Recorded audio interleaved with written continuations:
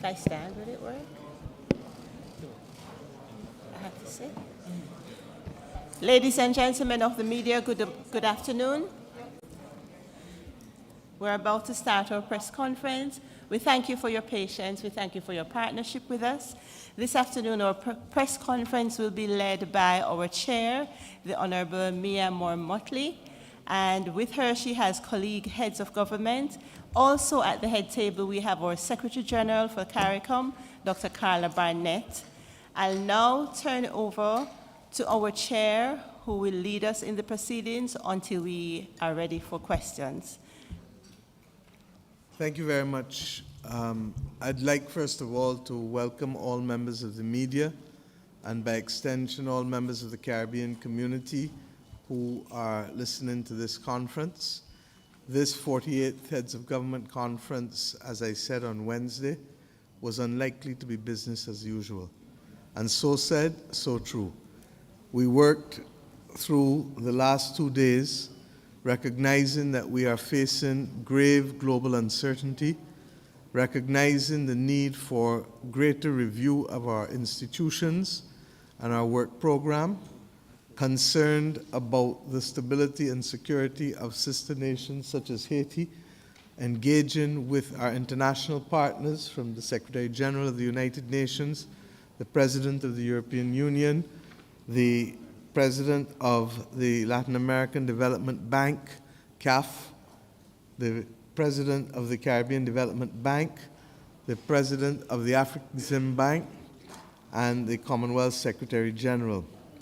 We spent the majority of our time in caucus because, as was indicated, if ever there was a time for full and frank discussion, particularly to inform not just decisions today, but approach and strategy as we go forward for the rest of 2025, it is now.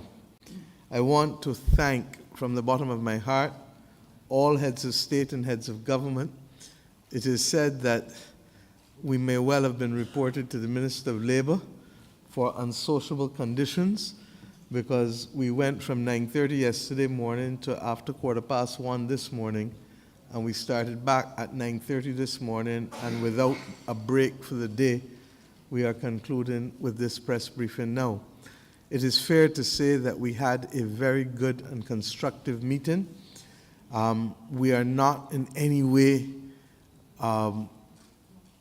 daunted by the challenges, but we are approaching them with a calm confidence and a recognition that unity more than ever will be required from us to meet the common challenges that the world has presented, from the change in geopolitical environment to the climate crisis, to the international economic shocks that are potentially still there, to the consequences of the climate crisis with respect to the production of food, or the consequences of diseases such as bird flu that can lead to an unfortunate increase in the cost of food, to the recognition that as a community we must continue to expand.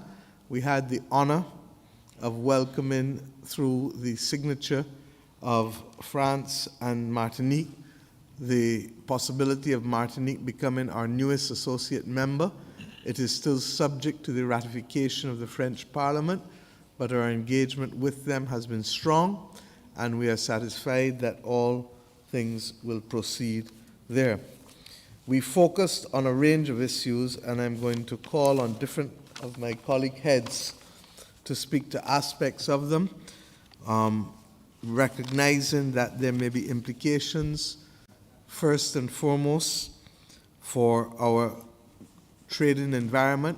And Prime Minister Holness is responsible for our external trade negotiations and was able to guide us with respect to some of the challenges that we may face going forward.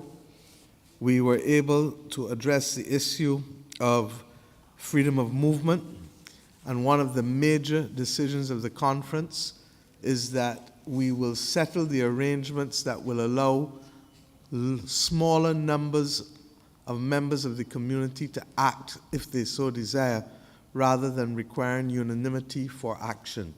Why is this important? because if that protocol for enhanced cooperation is completely ratified by the end of March, it opens its way for a number of countries to be able to admit the possibility of freedom of movement for CARICOM nationals from the 1st of June, with the according rights of primary and secondary education, emergency health care, and access also to primary health care, recognizing that families will move and that this will be the suite of rights that will be available to those countries that would want to participate in the freedom of movement. We are conscious that this region, with the exception of Haiti, has an acute problem of a declining and aging population, and therefore it is imperative that we move away from the gradual approach to the freedom of movement and move to the point where those of us who believe that we are ready for it can open up to ensure that that possibility, which has long been like the holy grail of the integration movement, can now become a reality in this year of 2025. We also spoke about the urgent importance of maritime transport and air transport, but in particular, building on the arrangements, the initial discussions and negotiations we've been having on ferry transport. We invited the private sector to be able to look at other opportunities with respect to how this can be facilitated with access to specific charter services rather than the governments assume the responsibility for the purchase of equipment. And at the same time, we set up an intergovernmental working group to be chaired by the Minister of Foreign Affairs from Trinidad and Tobago, the Honorable Amory Brown, who will also have with him a number of other ministers from Barbados, Jamaica, Antigua, and Guyana, St. Vincent and the Grenadines, to be able to identify within the next 6 weeks what has to be the work program for the mutual recognition of driver's licenses, insurance cover, insurance products to cover vehicles in multiple countries, the harmonization of the customs and phytosanitary regulations necessary for the seamless movement of goods, and to be more specific, to dismantle 57 barriers, non-tariff barriers, identified by the Caribbean Private Sector Organization that are currently affecting the smooth movement of goods in particular across the region. We were able as well to interact with the executive director of the Sandals Tourism Group and agreed on a number of things that would see us accepting that the experience of Sandals as a tourism lab will help us improve all that we are doing in tourism to make us even more competitive than we have been, recognizing that there must be an approach, and both the Secretariat and this Caribbean Private Sector Organization have agreed to create a list of products at the granular level in agriculture, in manufacturing, in entertainment that are regularly used by the tourism sector so that we may better align it with the production possibilities within the community. In addition, that there be a review of all hospitality training in the region. Sandals has a university. Many of our countries have hospitality training institutes. We would wish to see an alignment of all of those training opportunities for us. And of course, the final thing, to be able to work with the Caribbean Hotel Association and the Caribbean Private Sector Organization for Sandals to be able to work with them so that we can discuss how all of our tourism properties can be appropriately greened and can be appropriately digitize their systems so that the region can remain competitive in this matter. I'm going to ask Prime Minister Rowley at the appropriate time to also address the issue of crime and security, but suffice it to say that there were intensive discussions with respect to how we move forward in this area. We also agreed on a number of matters pertaining to the adjustments that we will have to face with some regional institutions as a result of the geopolitical developments that may leave some of them that were dependent on aid and technical assistance from external bodies.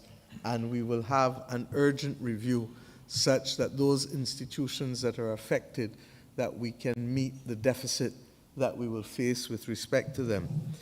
The community took a clear decision that after 22 years since the Rose Hall, the expert working group that prepared the reports that eventually were discussed at Rose Hall in Jamaica, that there is need for us to commission very quickly, but not a long study, a review of our governance arrangements and our financing arrangements. But we were very clear that we are committed to remaining a community of sovereign states, but would wish to deepen functional cooperation and to explore the possibility of greater political presence in the region, recognizing that sometimes you may have to have people coming to work every day to help interface with the international community on matters of foreign policy, foreign trade, and security, such that it does not take away from the work of individual heads of government and heads of state, because the world is a far more globally interdependent place, even though we are seeing entities or regions break down into blocks. The reality is that the Caribbean has strategic objectives that we must meet, and therefore we recognize the urgent imperative of having another political voice, but it will not be at the expense of our current constitutional arrangements. The Treaty of Chaguaramas, the revised Treaty of Chaguaramas, is premised on the simple fact that we are a community of sovereign states, each of us, that commit to working with each other. In the same way that you will see in the African Union or the European Union, a community of sovereign states seeking to work with each other. We were able to also take a report from the concerned parents with respect to CXC, and we've asked for them to meet with CXC to remove any misunderstanding or to improve what are their concerns, to improve the response to their concerns. But in addition to that, the community took a decision that the time had come now for the establishment of a CARICOM Educational Transformation Commission, and over the course of the next few weeks, we will complete the terms of reference for that commission and the composition of that commission, because we all accept that our educational systems are not fit for purpose. They were designed for a colonial period with a hierarchical structure that only saw a few of our people and not all of our people. And if we are one, to be able to ensure that we produce citizens fit for the time with the appropriate social and emotional learning targets, it is now. I want to also say that we took a decision to accept the recommendation of the Regional Judicial Legal Services Commission for the new president of the Caribbean Court of Justice to be appointed, and that is Mr. Justice Winston Anderson, and we congratulate him on the agreement of heads to his appointment to the highest position of the Regional Treaty Interpretation Body, otherwise known as the Caribbean Court of Justice, and the final appellate court for a number of countries in the region. We also agreed to commission the work for the creation of a treaty to be able to have the University of the West Indies effectively repatriated and not to be the output of a royal charter which is no longer appropriate in this modern age. It may seem to be something that is very out of the way and unusual for persons, but we need to be able to perfect the opportunity for our institutions to function. The President of Guyana presented to us, and he will hear again quickly, on the matter of agri-food security and the wider issue of cost of living, given our concerns about the extent to which the climate has impacted on production from some of our source markets, and indeed the risk of bird flu as we go forward. And we were also able to exchange with the Kingdom of Saudi Arabia, who has committed and over the course of the last 3 years has moved effectively from minimal support to almost the financing of a significant number of projects across each country, many countries, I should say, in the region. We were also able to benefit from the announcement of a number of initiatives from the Canadian government, which will be distributed by the Secretariat for a number of technical projects and digital skills upgrade, as well as also participation of a $10 million grant in the CARICOM Climate Resilience Fund, which is to unlock other private sector funding to be able to allow our businesses to better prepare themselves for adaptation to the new climate resilient project. These are the major decisions. One of the major ones, Prime Minister Mitchell will take responsibility with the Premier of Bermuda, David Birch, for a review of the telecommunications environment. Many of us use WhatsApp, Netflix, all of these things for which there is little or no payment. But the reality is that these entities earn, and I'm not only talking about CARICOM member states, but I'm talking also about Dominican Republic and Puerto Rico. We were informed by the CPSO, Caribbean Private Sector Organization, that they earn as much as $11.6 billion a year, and they pay no taxes. There is no contribution in any way to the regional economy.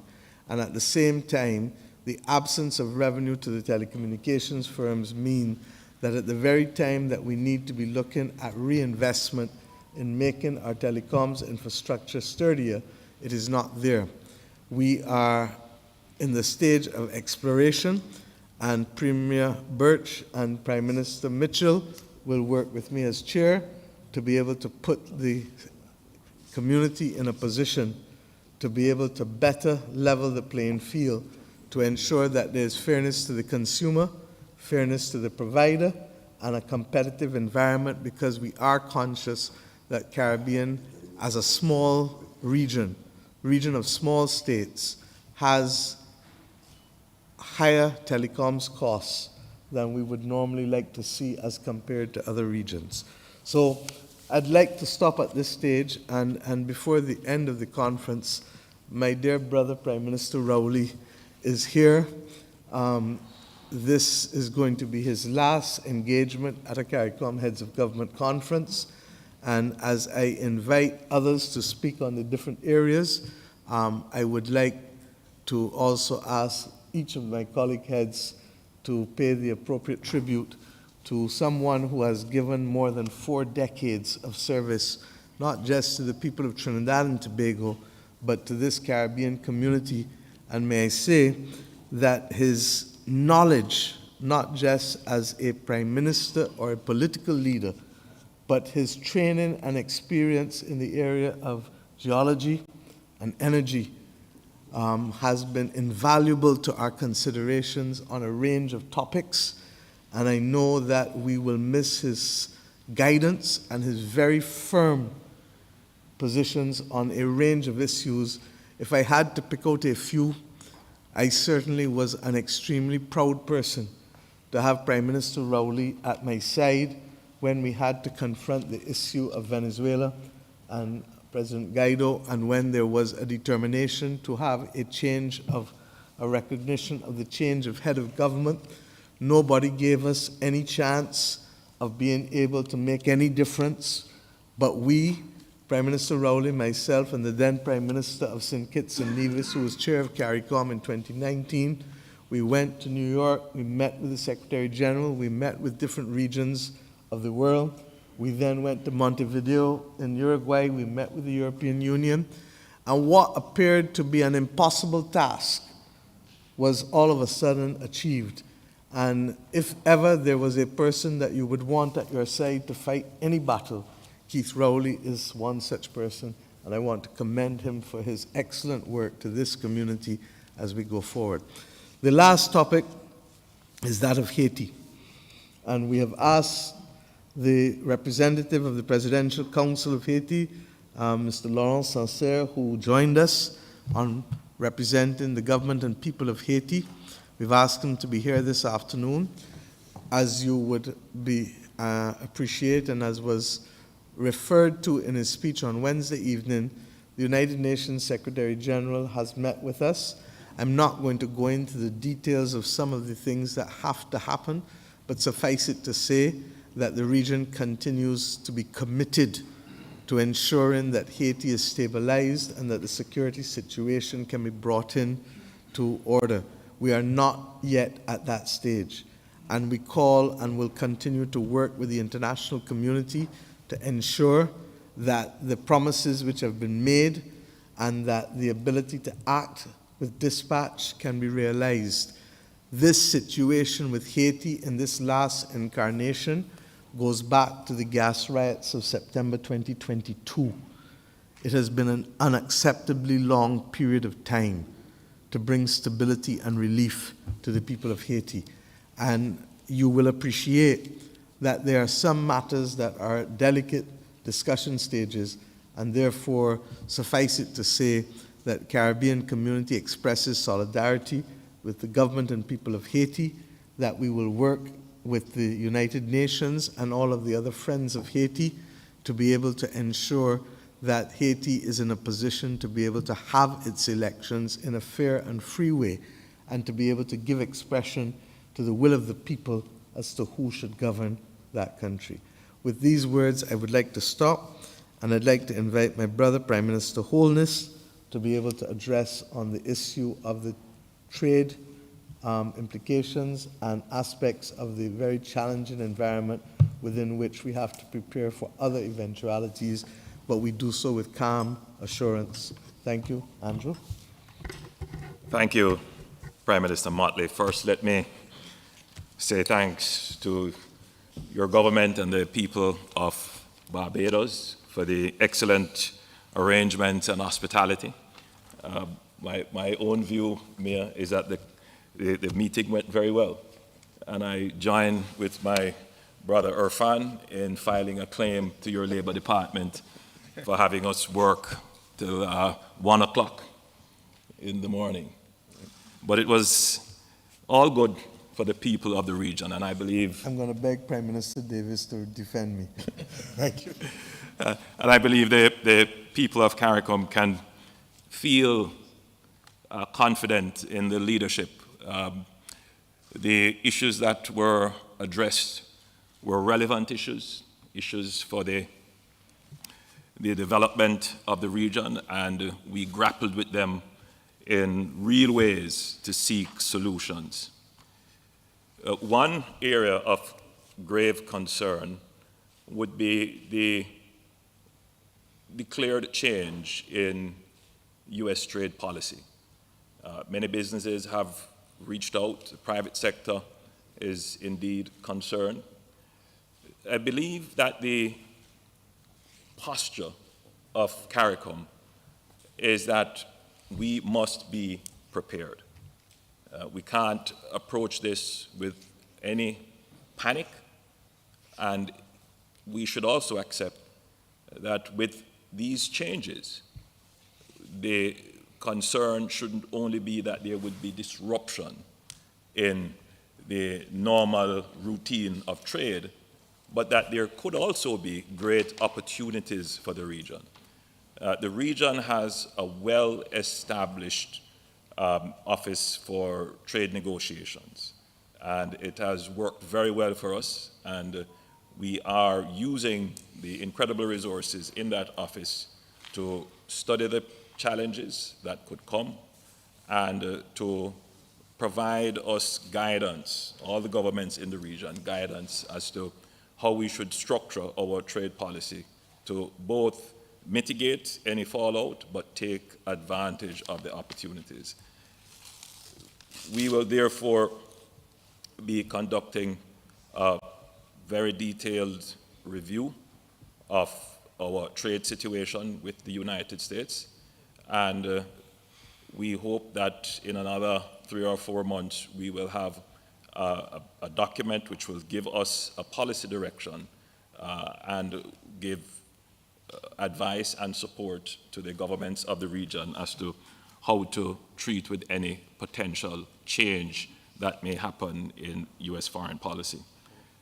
We also discussed issues of security, and I know that Prime Minister Rowley will deal with the security issues, but while I have the microphone, it is of critical importance that the region treats with the issues of gangs, and Jamaica has taken a very strong position on treating with gangs. We see gangs as an existential threat. Obviously, the ultimate case would be with the situation in Haiti. But we also see gangs acting in ways and committing acts that can only be described as acts of terror. And therefore, I have called in Jamaica, and I'm making the call now at this CARICOM platform, that there needs to be a global war on gangs in the same way that there is a global war on terror. If the gangs are allowed free rein, they will challenge the effectiveness and undermine states, which we are seeing happening not just in the region in CARICOM, but in the wider Central and South American region. So we discussed the issue. I believe there is general consensus that in addition to treating with the security issue from a public health perspective and treating with the root causes of social disenfranchisement and economic marginalization, that there needs to be a firm hand in treating with the gangs, particularly as it relates to the transnational element of the gangs, which means that the countries in the region would have to have greater cooperation and sharing of intelligence and resources in tackling this very grave threat. Thank you, Andrew, for the comments on both of those issues. I'd like to ask Prime Minister Rowley to address the issue of crime and security as the lead Prime Minister on security, given where Andrew left off just now. Keith? Thank you very much, our Chair Lady.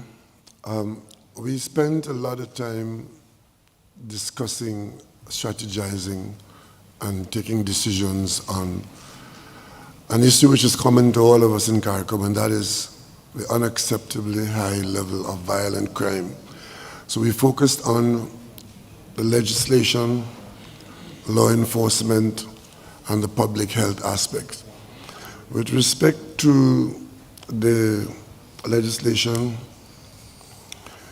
we agreed that notwithstanding social considerations, we agreed that the changing nature of crime is such that acts of violence in the public space in certain instances must now be regarded as acts of terrorism.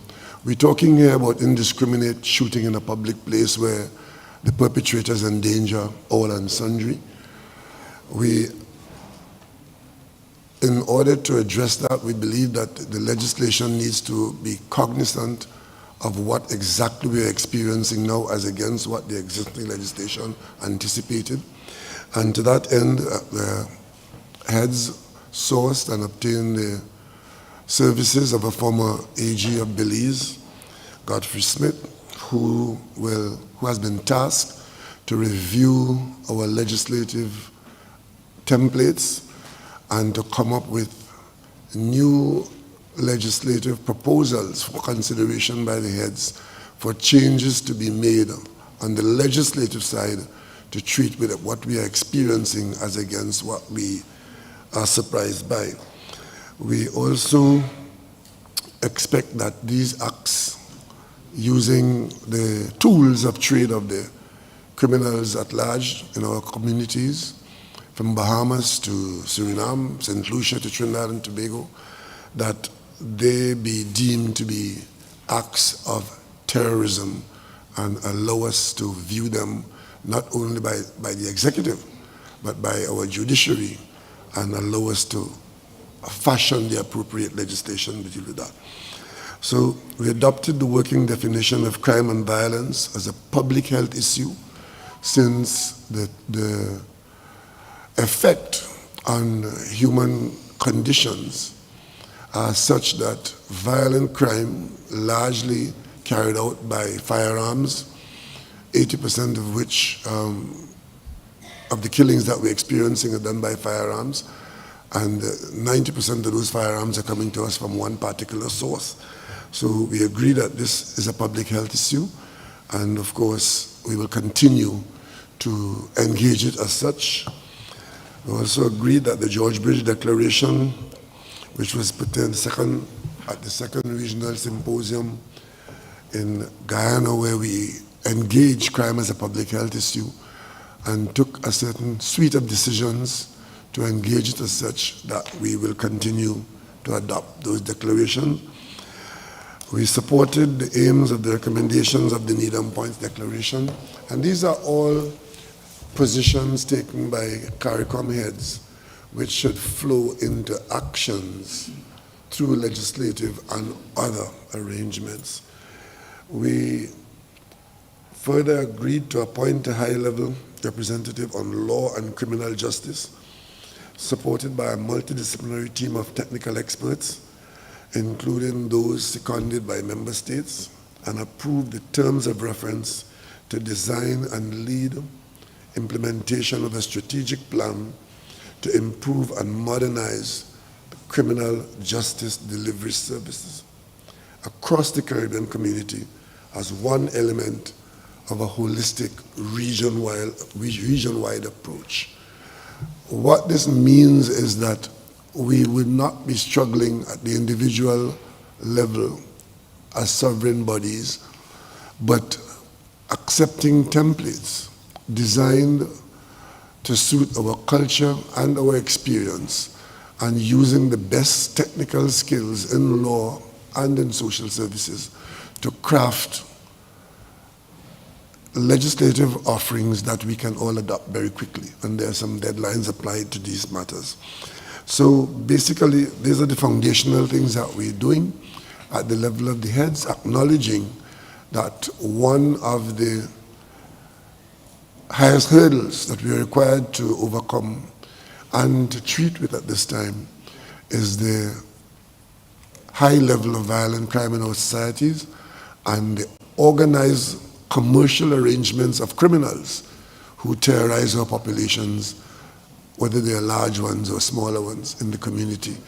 So we maintain our high priority on that, and we expect that the changes that we are about to bring about in a number of areas in a holistic way would see us getting the upper hand and reversing the trend, which in some instances are in fact threatening the very sovereignty of the states in which we live.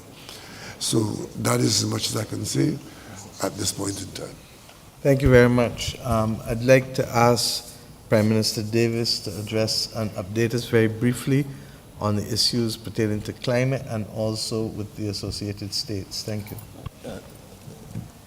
Thank you, Madam Chair. Just behind our challenges with crime, as was spoken to by my fellow Prime Minister of Trinidad and Tobago, the next existential threat to us is climate change and the climate crisis. And discussions were held around what we thought the outcome of COP29 was. We thought that the outcome was mixed.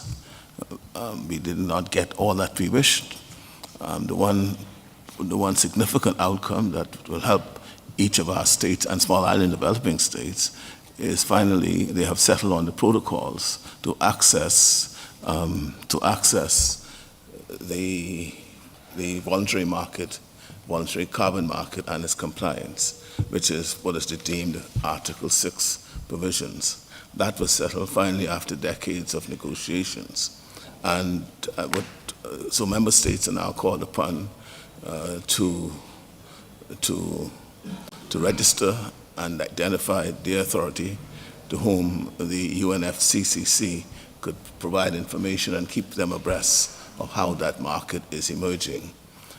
We also, what was disappointing in a sense, that is deja vu to me, and that is in 2015, there was an agreement to set up a fund which was supposed to be funded by the North, what I call the Northern region, of $100 million per annum for small island developing states. That was 2015. Nothing has happened to that. There's very little contribution to it by those who committed.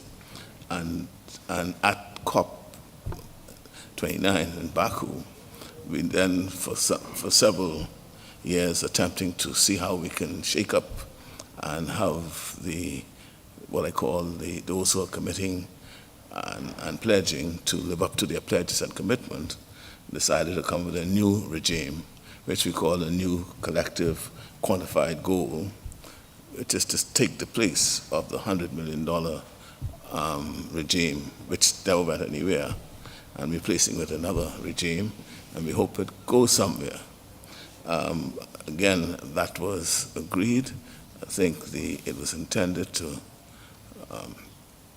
be set up to have funds made available.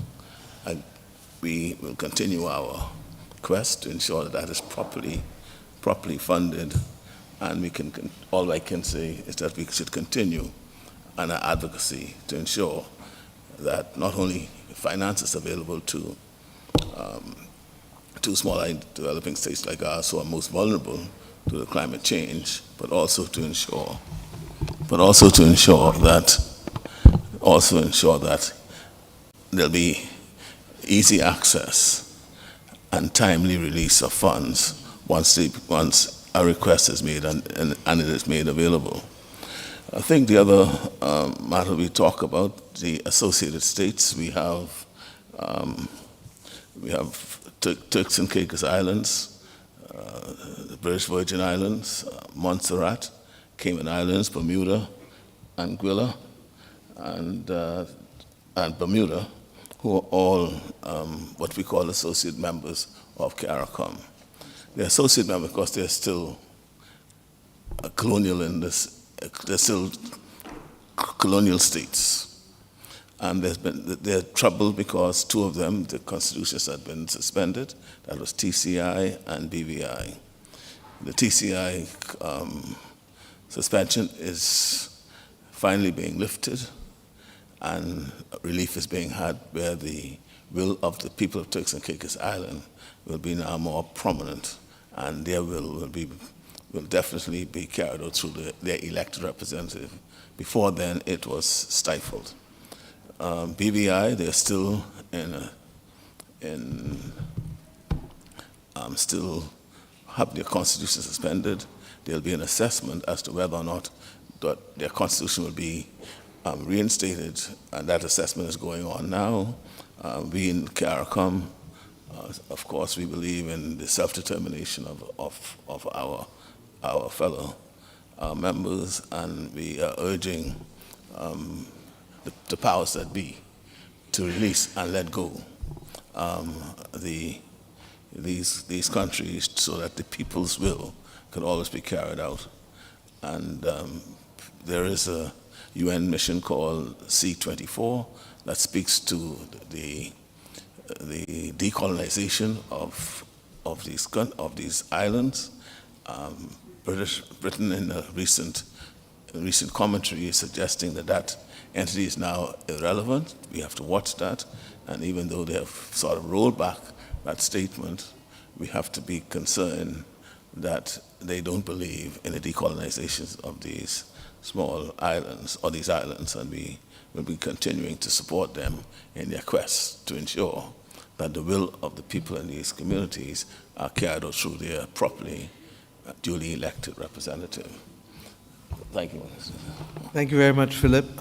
As I move to invite President Ali to speak, I want to commend him for an offer made to all of the people of the Caribbean community in the context of our discussions on education and upgrading of skills. Guyana has opened something called the Guyana Digital School, that will make available to all citizens of the region the opportunity to participate in digital learning, school children age predominantly.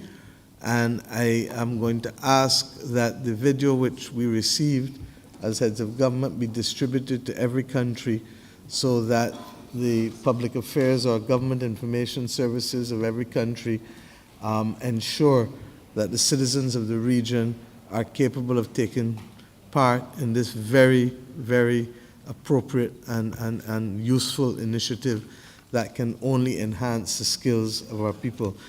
President Ali, with respect to being the lead as Prime Minister on agriculture, President of Guyana as lead on agriculture and food security, and by extension, in this particular moment, implications for cost of living. President Ali. Thank you very much, Chair.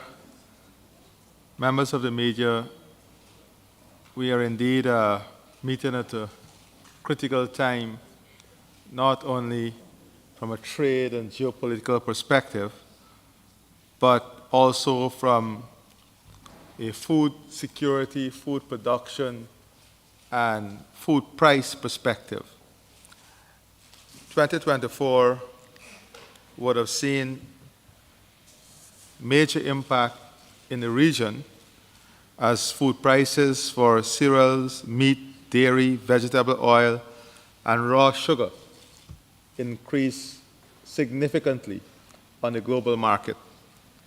Of course, we import those increases, we import those inflation, and we have to manage within that context. However, 2025 is adding a lot of worry to the situation. The increased climate-related challenges, increased transportation and logistics costs,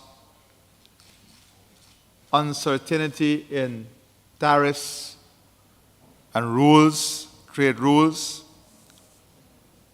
would have a significant impact on the costs of food globally and here within our region. Just to give you an example, bird flu as we know it was first reported around March 2022. As I speak to you now, the current situation as a result of bird flu is alarming. There's a 20% decline in egg production from the US, and you would know that we source most of our hatching eggs out of the US. We source table eggs also. Many of the countries source table eggs out of the US. For a matter of fact, in some regions, when you look at the year-on-year increase in the cost of eggs since the first reported case of bird flu, it is 70% increase. When you look at egg prices as of January this year, in the US, there's a 15% increase in the prices of eggs. When you look at poultry meat, there is a 11% decline in production as I speak to you in the US. And as you know, the US occupy about close to 30% of global market share in terms of poultry meat. So we are discussing the impact of these challenges for the region, and important for us is to look at the full supply chain, to look at alternative supply routes, and to look at ways in which we can enhance and integrate our capacity and capability to withstand what could be a major shock in the global market. If Brazil become affected, then we will have major problems in terms of prices and supply. So you would not only have a price problem, you would have a supply problem. These are the challenges that we will face in the forest, at least in the first half of this year. And we must be able to plan a strategy that would allow us to withstand these challenges. In relation to our 25 by 2025 program, as you know, this program was crafted during COVID, just before COVID, during COVID.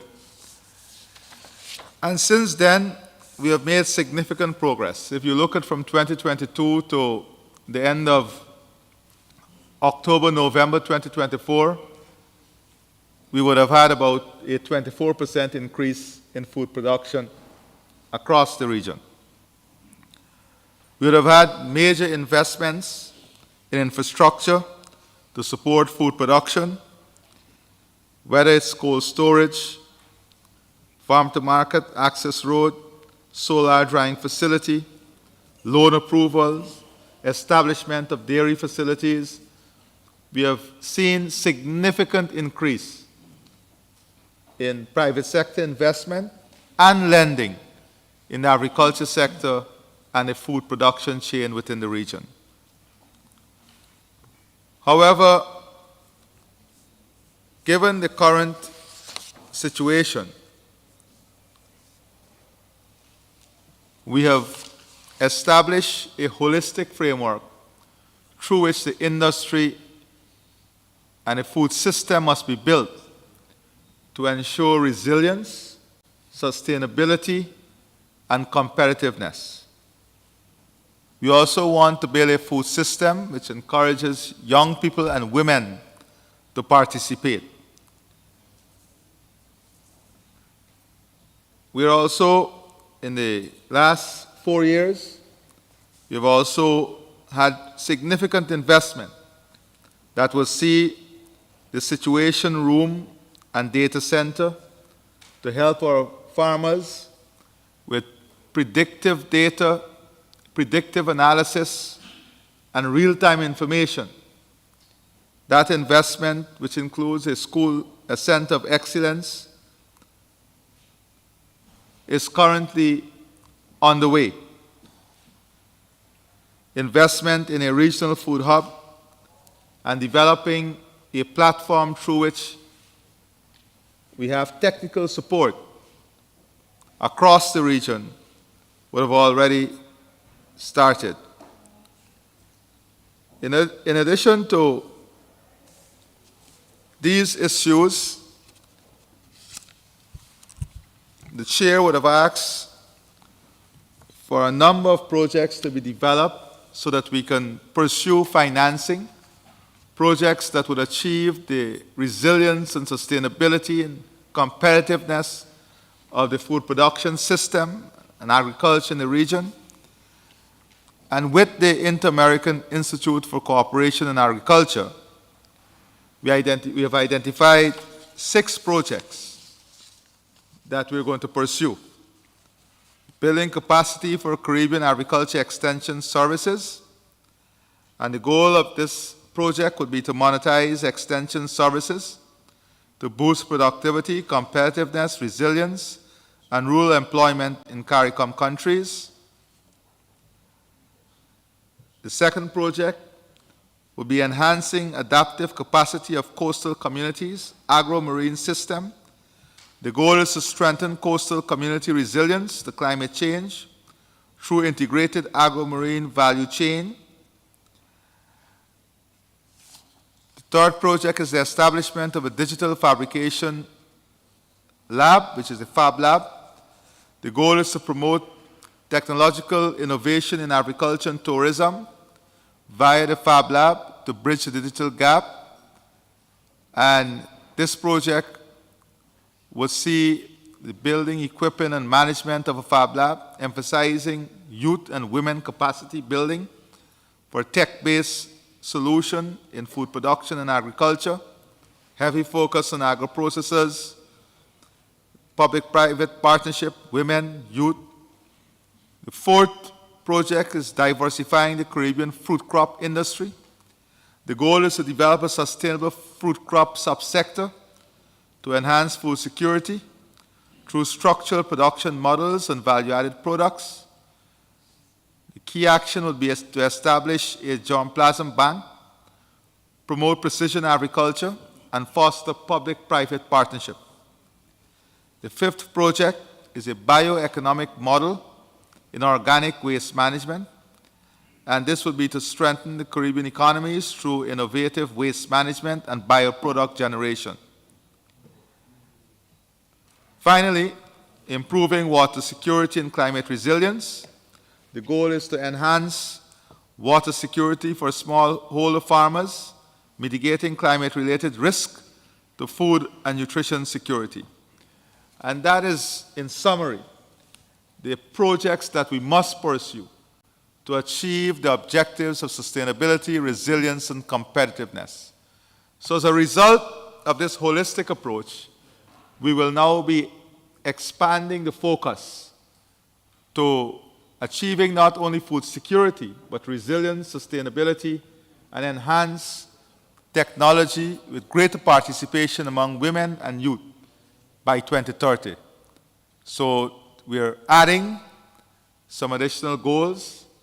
We are successful in expanding production, notwithstanding hurricanes, storms, floods, all of which destroy production and our productive capacity. But our farmers, our policymakers would have shown tremendous resilience in reinvesting and ensuring that our focus on increased food production and food security remain a priority for the region. Thank you. Thank you very much, President Daly, for that comprehensive report. Laurent Sancerre, would you wish to address? Thank you. On Haiti? Thank you. I would like to say thank you to Barbados and the Secretary General of CARICOM for organizing this meeting. I would like to inform you also that we just opened a new embassy in Guyana and appointed a new ambassador to CARICOM. This is our commitment to participating in the community and show our support. I believe Prime Minister Motley mentioned the most important things related to what Haiti is going through in terms of insecurity. I don't need to go into details, but the Presidential Council is committed to organize elections at the end of this year so that we can have a new elected president by February 2026. But in order to have a credible election, we need support to tackle the insecurity and the gang violence that we are facing. So we are counting on all the countries that help us through the MSS, but also countries out of the CARICOM community, because we cannot resolve this problem by ourselves. So we're counting on everyone, because this security crisis is not only in Haiti, but is transnational. Thank you. Thank you very much. I also would like to report that the community reaffirmed its unanimous support for the candidacy of the Foreign Minister of Suriname, Mr. Albert Ramdin, for the position of the Secretary General of the Organization of American States. We anticipate that that vote will be next month, but we are very, very clear that we are fully behind the Foreign Minister, Albert Ramdin, for the appointment of this post. He would be the first such Caribbean national to hold that post, should he be successful. We also expressed our support for a candidate for AICA, the Agricultural Cooperation Agreement of the Americas, in the form of Dr. Mohamed Ismail, who is a Guyanese national who works in Belize in the area of agriculture, and we look forward to supporting him. You would recall that in our own instance, Barbados had Dr. Chelston Brathwaite, who was head of AICA for a number of years. So we are supporting Dr. Ismail for this post. I'd like to open up for a few questions. I know Prime Minister Holness has a town hall meeting with his nationals this evening at the university, and I would want us to be crisp and direct with any questions. Please. Thank you. Thank you, Prime Minister. Could I ask members of the media who would like to pose a question to just raise your hand, say which media house you're representing, and your name, please. Can we start here? Okay. Thank you, Crystal Hoyt, Barbados, CBC Barbados. CARICOM has spoken about the U.S. from a trade perspective, but given the Trump administration's approach to deportation, was that a matter discussed given its impact on the Caribbean diaspora in the U.S., and what support is CARICOM providing to those who may face deportation, and will there be a CARICOM response or an individual national response? I think we all agreed that the most important thing is for us to have the information attached to the persons who will be coming back. All of us accept that it is the right of any government to determine who should be within the jurisdiction of the particular country. The President of the United States and his administration has made it clear. We have asked each in our own right for that information to help us to be better able to prepare.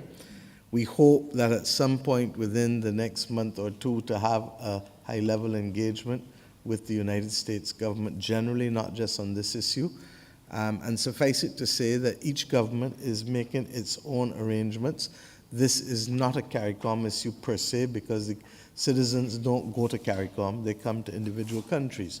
So it is up to each country to make its own arrangements for the reception and resettling of those persons. Thank you, Prime Minister. Gentleman here. Yes, Emmanuel Joseph, Barbados Today. What is the deadline for this new legislation with respect to regarding gangs now terrorists?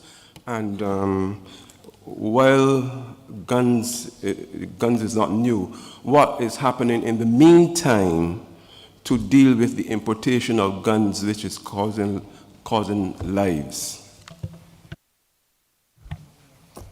There's no set deadline except that an element of urgency is asked for, and we anticipate that given the quality of the legislative experience put on it, that in a matter of months we can have something to work with. So basically that's what we have been able to accomplish at this stage. And with respect to the tools of trade of the criminal element, we will continue to attempt to deprive the operatives of those tools and to work alongside the suppliers. And we have been successful with the United States government, and even though there's a new administration in place now, one of the issues that we intend to raise with them is for a continuation of their cooperation with CARICOM countries with respect to treating with this matter, which is of mutual interest to us, because the security of the Caribbean nations ought to also be a matter of the security of the United States on its southern border. Thank you, Prime Minister. We'll take a question in the room, then we'll move online. The gentleman, Mr. Richards. Me? Yes.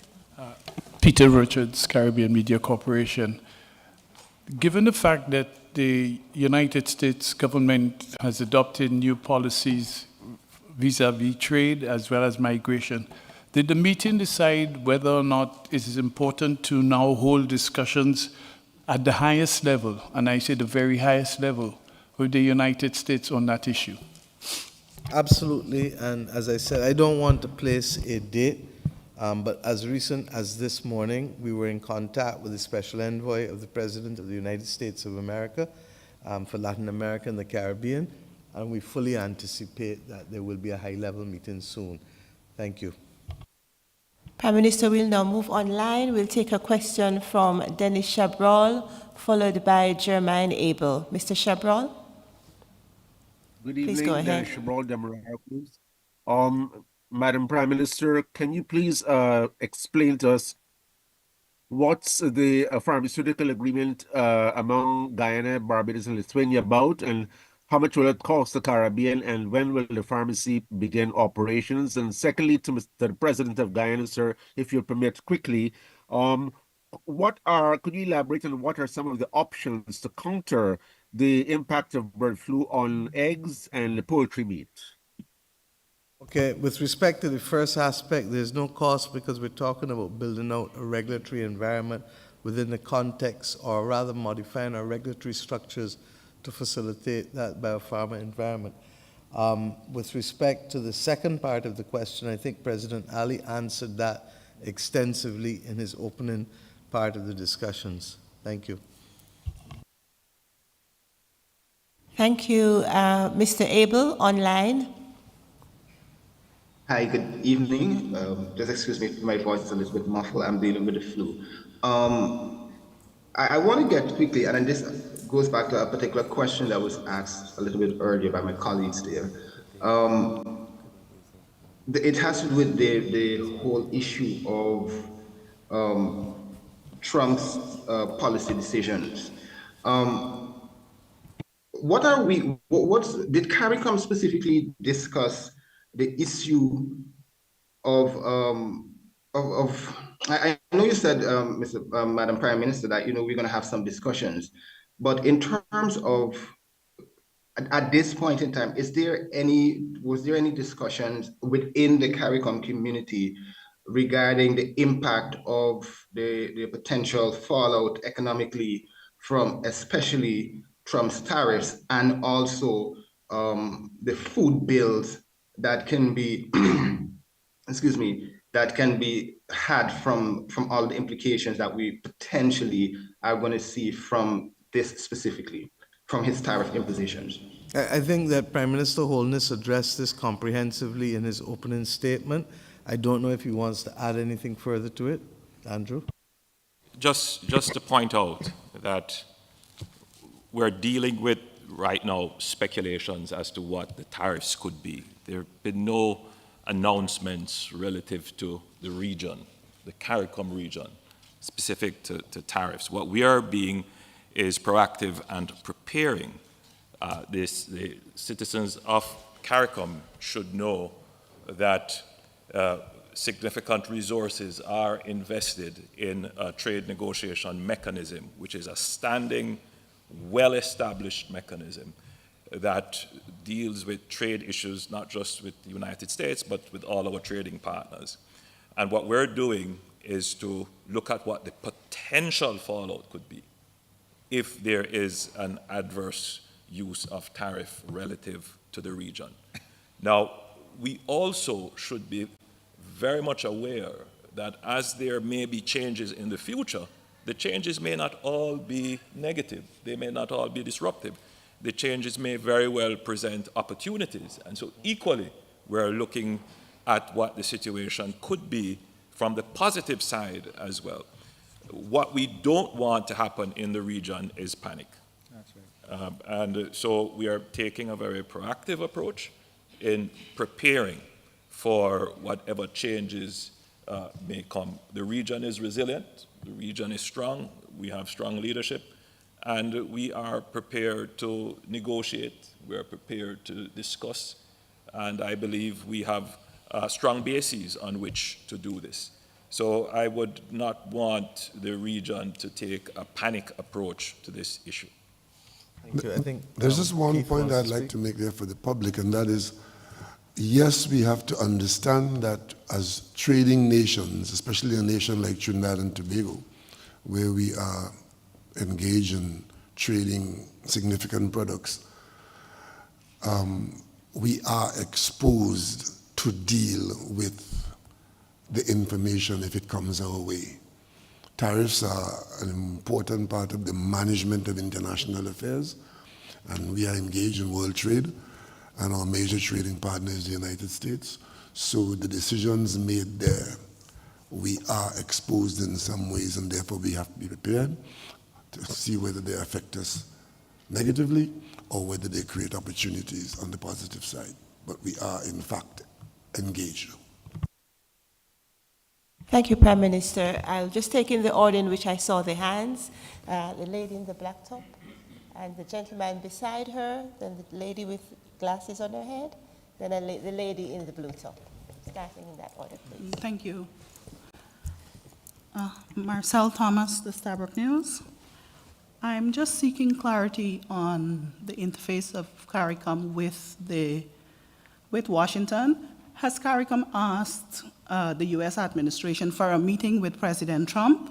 And my substantive question is, beyond the usual paragraph about the solidarity of CARICOM with Guyana as it relates to Venezuela, what has this summit agreed to say in light of the recent shootings of Guyanese soldiers? Thank you. A statement will go out condemning the shootings as well as continuing to express solidarity with Guyana. Secondly, I've already answered the question with respect to the high-level engagement with the United States government and the President and the Secretary of State.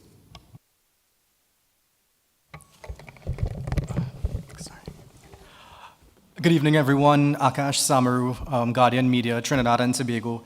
Prime Minister Rowley, looking to now deem acts of violence in the public space as an act of terrorism, can you elaborate a bit more on how exactly that is going to help deter gun crimes? Because we've seen it be called a public health emergency. In the past, there was a ban on assault rifles declared.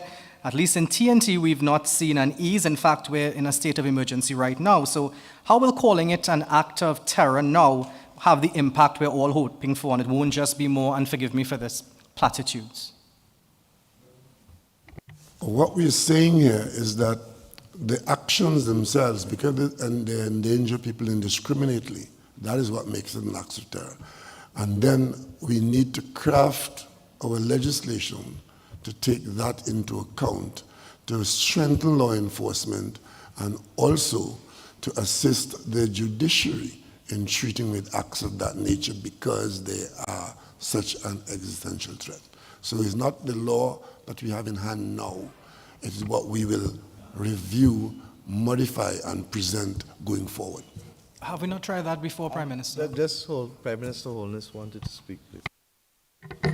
I think the region should begin to consider carefully that the level of criminal enterprise that exists is at some times over and beyond the capacity of regular law enforcement and regular legislative tools that are available to treat with ordinary criminality.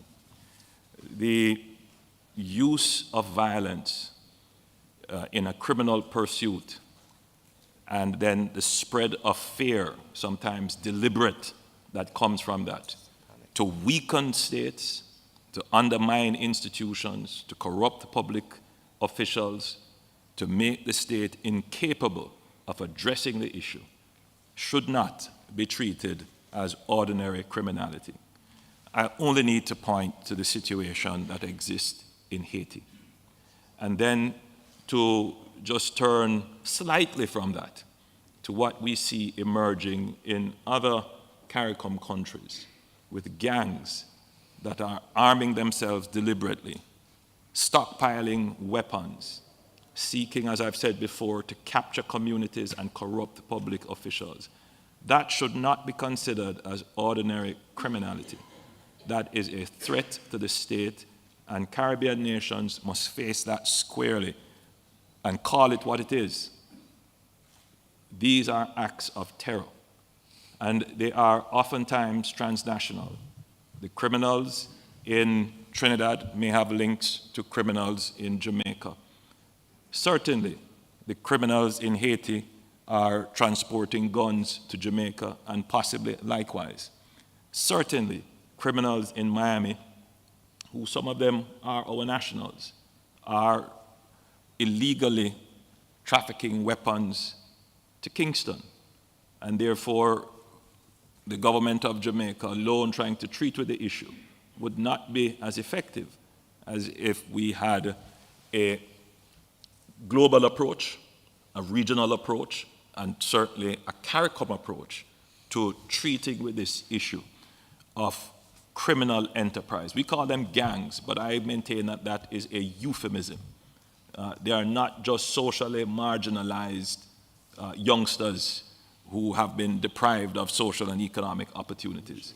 Many of them have gone into this as an enterprise, as a business, looking to weaken governments, and we must take a very strong approach to it from a legislative perspective to create the laws that will enable us to have surveillance, to detain them, of course, within the accepted rules of human rights and the treatment of citizens.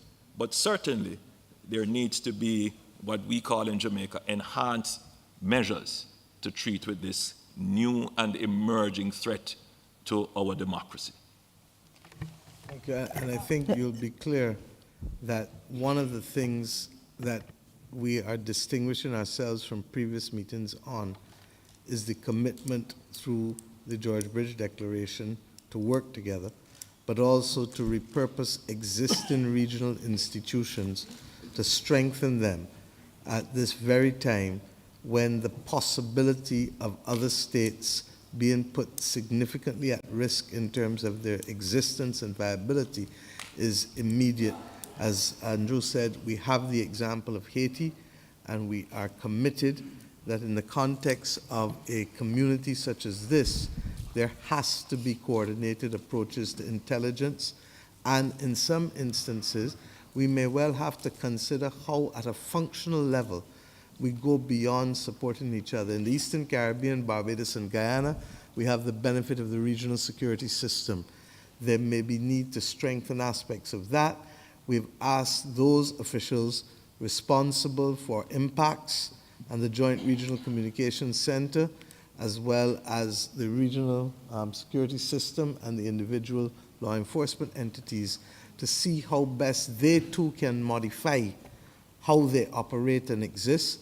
And it is against this backdrop that Mr. Godfrey Smith, who Prime Minister Rowley referred to, will be the high-level representative for the community on crime and law and order. This is not something that we would have wanted to be able to have to do, but it is an imperative now, given the fact, as I said, that we take no comfort in the fact that the region constitutes one of the largest regions, effectively, in the global homicide per capita rate. We are the largest grouping in the first 10 countries with the highest rate globally. Please. Yeah, this is Natricia Duncan, Caribbean correspondent for the UK Guardian. I wanted to ask if the matter of slavery reparations came up. I know that Prime Minister Mitchell spoke quite passionately about this, and also that the fact that there is a new 10-point plan. So just want to get an update on that. Thanks. The heads agreed that the Prime Ministerial Subcommittee on Reparations would meet, but that without prejudice to this, we were settled that the need for apology and the need for compensation remains absolutely important to us, that the concept of reparations would take the question of the development repair, and it would be multi-generational. It is important for us to have the Prime Ministerial Subcommittee meeting, which will be arranged at some point in the future, to be able to refine our negotiating mandate. We, at this stage, are conscious that what needs to happen is face-to-face discussions, and that while there have been instances of people offering a public apology or even a quantum, as in the case of the Church of England, there has been no face-to-face discussion, which we deem as absolutely important. Because if you can't see me or hear me, it is not appropriate to be able to make a judgment as to who or what I am and what I should receive. Jacques. I'll just add to this question that we also there are two parallel courses to achieving a result here, and that is by way of the negotiations which the subcommittee is looking into.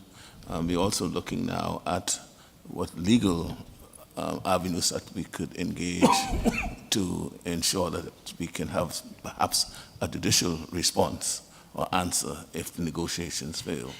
And in that regard, we also want just to point out that reparations for wrongdoings in similar situations, not new.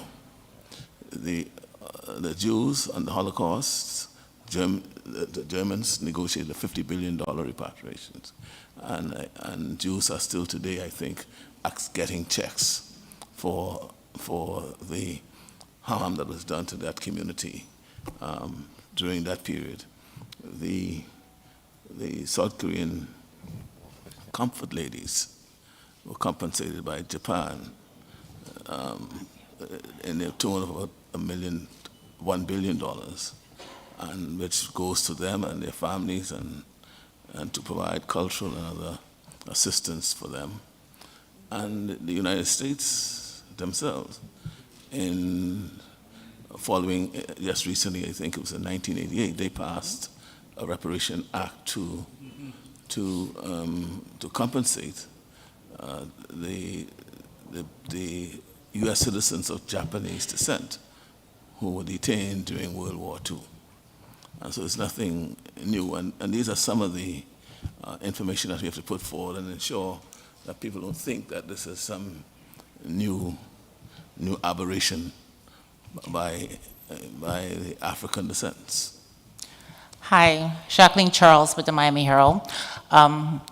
Two questions about Haiti, but I just want to say Turks and Caicos, self-rule. We're 3 elections since constitutional issues. We're back. We're good. Several of you, three countries here have a total of 31 individuals, boots on the ground in Haiti. And Haitians have been asking, so where are the CARICOM forces? When or if are they going to arrive? We saw the announcement that Barbados said they were putting their troops on hold. Prime Minister Holness, you mentioned the advanced deployment, but we haven't seen that.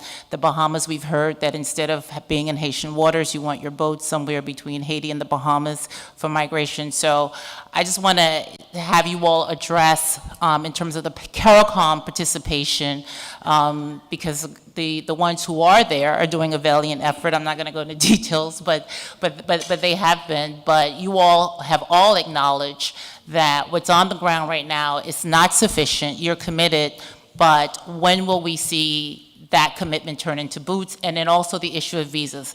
Yesterday, President Donald Trump rolled back legal protections for Haitians in the United States. It affects more than 500,000 Haitians that are there. But at the same time, in CARICOM countries, Haitians are being denied visas.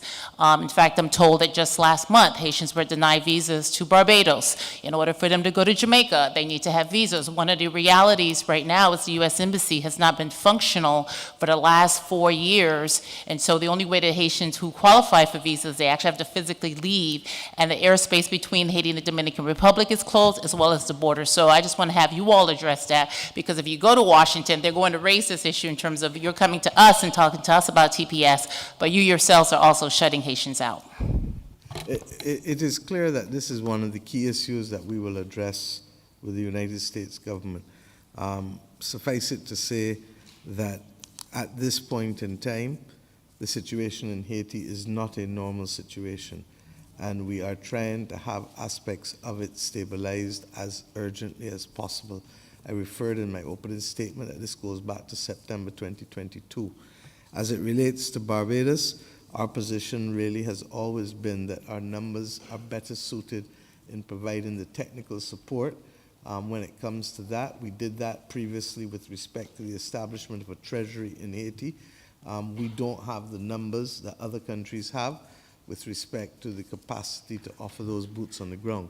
I believe Prime Minister Holness wants to address this issue, but may I also say that the international community is now engaged in trying to see how best we can have an appropriate response at scale.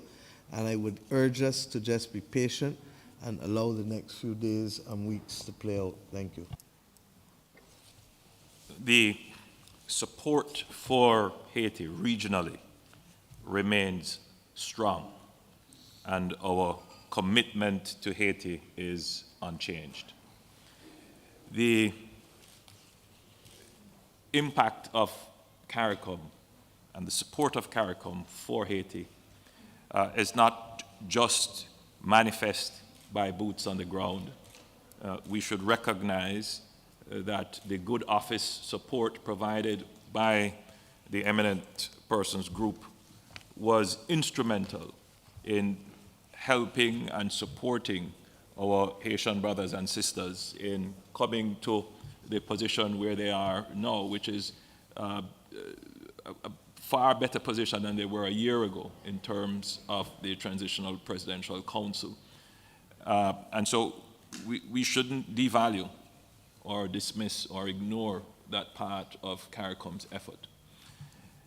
The commitment for troops and other personnel remains. Jamaica sent a command group to Haiti to assist in the development of logistics and planning.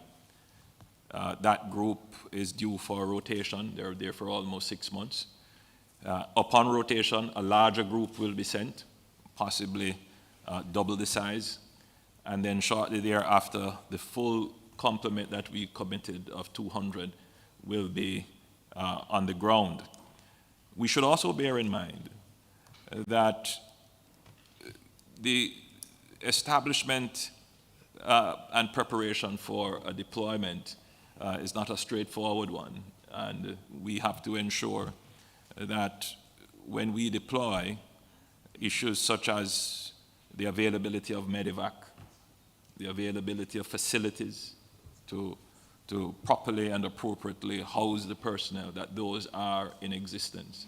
And that may not have always been the case. So we have to build out and deploy troops according to the facilities that are available. I am confident and I'm satisfied that all the facilities will be available for full deployment and for a full rollout of all the commitments that we have made.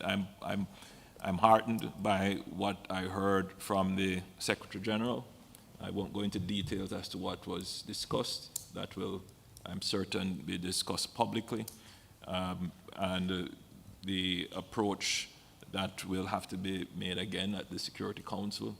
So, you know, we're not satisfied, obviously, with where we are in Haiti, but I think we should also look at the progress that we have made with the deployment of troops, certainly from Kenya and other countries in the region, and what Jamaica has done and other Caribbean countries have provided.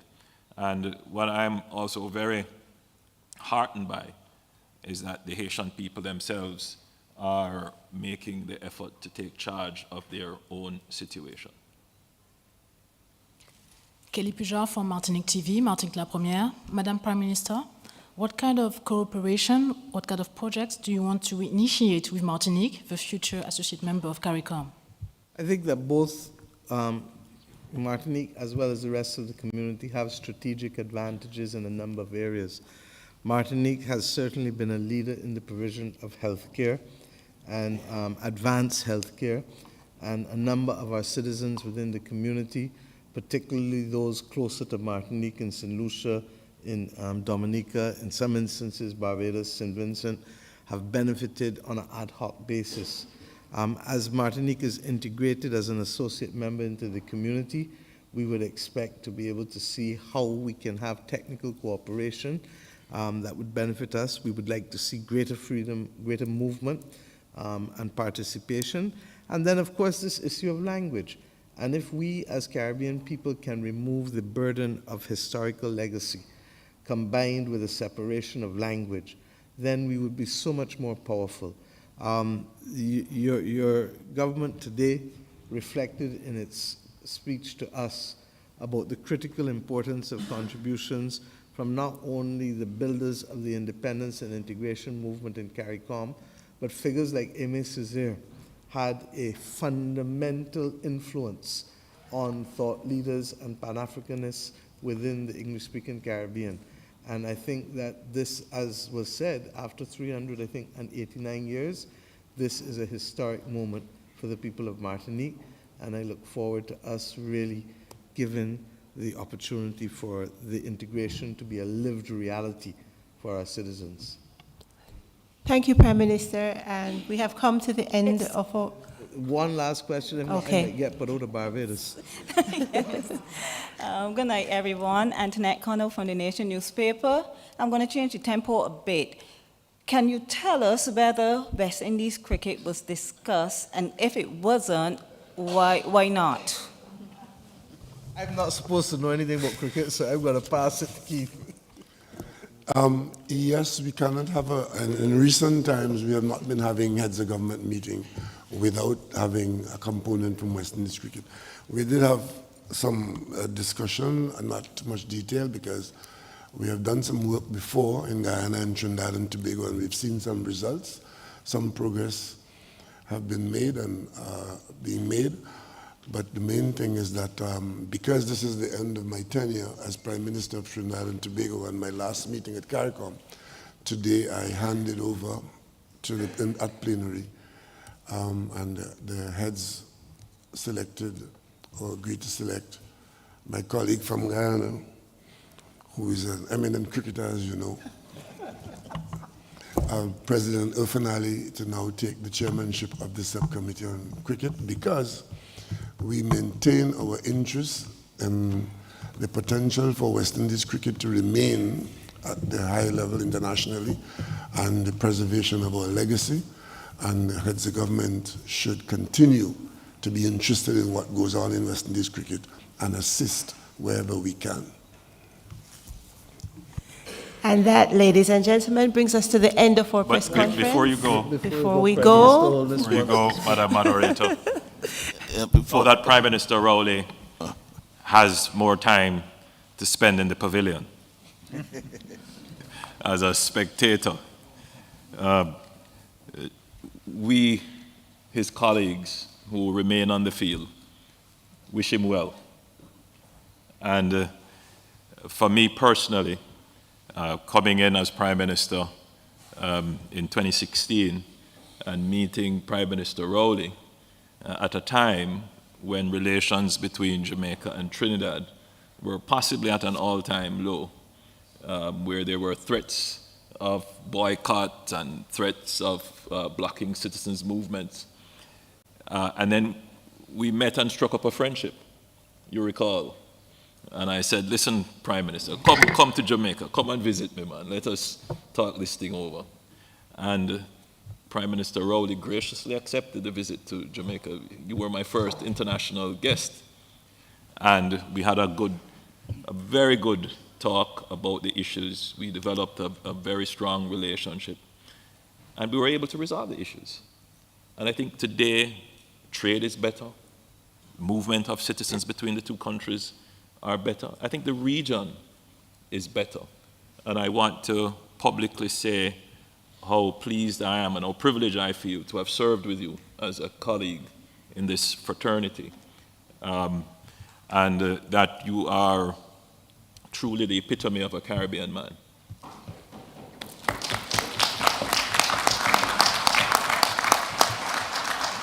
Definitely you will be missed on the scene, but I'm sure your voice will be heard. What would my friend? Let me join. Thank you. You know, we have a curry situation here. But I want to really say that Prime Minister Rowley and myself, we have developed a very strong friendship. He is my brother, and his contribution to Guyana is enormous from many perspectives. Many of you may not recall, but Prime Minister Rowley was the chair of CARICOM during a very difficult period after the 2020 elections in Guyana. A time when there was great tension, democracy was under threat, rule of law, and respect for the results from the elections.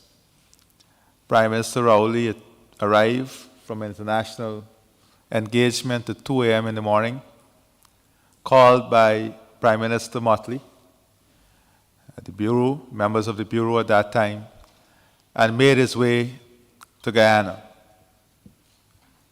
And the rest is history. Democracy, rule of law, respect for the elections, and having the region leading in the resolution was a historic moment for this region. And I want to applaud his leadership as chair and the entire team at that time that allowed CARICOM to resolve a matter within CARICOM.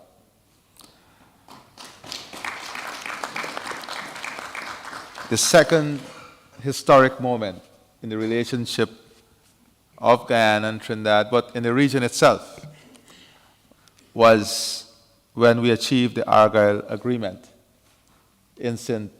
Vincent. You would recall that many prime ministers, and I did then, I will continue to do so, to thank the prime ministers who left their homes and journeyed to St. Vincent to help us in a very delicate time to resolve an issue where the temperature was high. And I want to thank you again, Prime Minister Rowley, for your personal commitment and your involvement in that matter. Your strong views, those who know him, the stone face, don't be carried away with the stone face and the hard views. Beneath that, we have had, since my time here, very strong conversation. But at the end of it, they were all geared towards the best interests of the region and to give us the best possible result. I want to thank you for your friendship, for your guidance, and for the way in which we have been able to work together, Guyana and Trinidad, but in the region, to strengthen our relationship and our bonds. I wouldn't say I'll miss you because I'm sure, I've said it publicly already, that the experience our leaders build up over the years must continue to be the reservoir of knowledge and also the asset that we must rely on in this region. Thank you very much for your service, sir.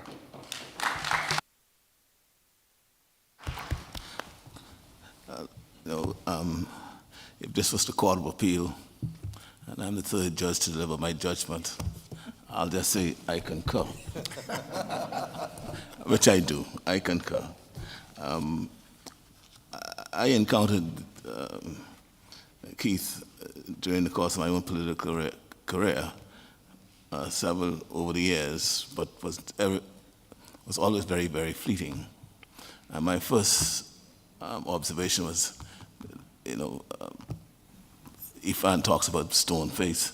I used to say, this is a stony fella. And a stone, it's just cold. And I don't know, someone told me, I don't know whether it's Andrew or Ifan says, when I eventually became Prime Minister in 2021, said, no, he's a good guy, just get to know him. Just get to know him, and you'll know that he's a good guy. I got to know him, and he truly became a good guy. Then I realized that he was a geologist, and that's why he became what he worked with, a stone. But again, he's been a rock, an anchor for the steady progress that we've made since I was here as part of the CARICOM leadership. And I've always been able to depend on him. He's been dependable as a rock. He's been as steady as a rock. And he has, as I said, been the anchor for what we've been doing over the years. And I don't think, and I've been talking to some of my colleagues, my former prime ministers in the Bahamas, and their observation has been always they have not seen CARICOM as unified as they're seeing it today. There's always some issue, and I think, and I sense the unity. We are all seem to be on one accord. We have our differences, we talk it through, and then we hug and kiss afterwards. And I think that is also due to the fact that there's always this anchor who keeps us together. And let me just tell the Rock, we will miss you here. But as you know, we'll continue to call on you, and you have a place to play golf. I just have to tell the men who continue to refer to Keith as a stony-faced person, that is not the person who moved with me on Wednesday evening when I tried to get the crowd to dance to the Christchurch Steel Foundation Steel Orchestra. And he was up front and center helping me to bring the others. And the truth is, Keith, people talk about flying fish in Tobago, and Rafan talked about curry, but the one thing that we appreciate is your commitment always to face facts fairly and squarely. You have been highly principled, and you have been never fearful of a situation. And we will take from you that as we continue to manage our affairs in this community. And as all have said, we know that you are a phone call away, and that your love for this region is really what has driven you to excel in the manner in which you have. The last word, my dear friend, at the 48th Heads of Government Conference of the Caribbean Community must be yours. Thank you very much. Laurent says he wants to speak too, so the whole thing. I just met Prime Minister Rowley because it's my first experience in this meeting as head of state. But honestly, for the past 2 days, I've learned a lot from you. You're not shy. Not at all.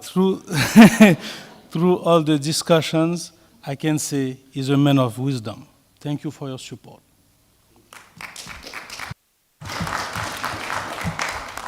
Thank you, colleagues. I'm humbled by your comments, and it's not very often in the political arena that you manage to elicit such positive comments. Usually it is the opposite, and probably only gets modified after you're dead. But it's good to be alive and to be among friends who can speak like that of you. I am humbled, and I am grateful for having been a part of this team. And just for the moment, permit me to say that when I joined this group of people with the responsibility for a Caribbean nation, it was a time when there was a huge negative view on CARICOM. And at my first meeting in Guyana, our elder statesman Ralph Gonzalez, speaking from no script, but speaking from the heart, criticized the Caribbean region and those who write about us and speak about us for downplaying what we have been able to accomplish through CARICOM. And he asked us not to undervalue CARICOM, even though there was a long journey still ahead. That was 2015. And it pleased me when at the opening, outgoing chairman, young Dickon Mitchell, said on Wednesday night, I think it was, that he came in as a prime minister in CARICOM, very skeptical of this thing that he had to work in called CARICOM. But he admitted that he had become a convert to CARICOM and a great believer in this entity. And I think it means a lot to us that we are, in fact, a valuable gathering. And as Prime Minister of Trinidad and Tobago, who hosted us all at the 50th anniversary at the founding location in Chaguaramas recently, I simply want to lead by asking my colleagues to continue to subscribe to what I've encouraged you to do, because together we are always stronger in every single circumstance. Once we are together, we will be stronger. We might not grow in size physically, but certainly we will not be inconsequential. Especially at this time where the world is changing from news hour to news hour. We are required to rise to the occasion and never accept that we can be left behind. So I am moving on, away from office, but not away from the region or from my friends. I want to thank all of you who have already invited me to spend some time with you in your various territories, including Martinique, where I've climbed so many volcanoes. And today was a very emotional moment for me to be a part of the Caribbean nation welcoming Martinique into CARICOM as an associate nation. This is something that is like a dream come true. And if there's anything I can do to continue to be of service to the people of the Caribbean, it is the one nation that I have, the country of Trinidad and Tobago in CARICOM, and I will never shy away from defending or serving as I've tried to do. So thanks for all of you who made it possible for me to contribute and to be with you as a brother and as a Caribbean man. So having said that, thanks again, and we look forward.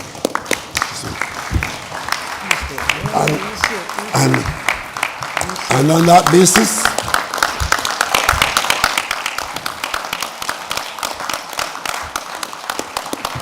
I accept the honor to bring this unusually successful, historic meeting to a close. The 48th Conference of the Heads of Government is now at an end.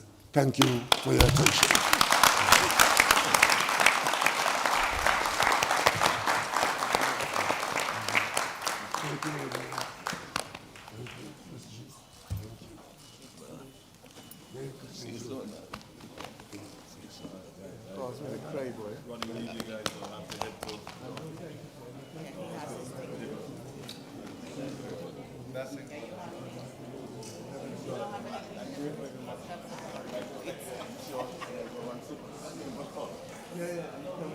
After, I'll see you in the morning. The Yemen's.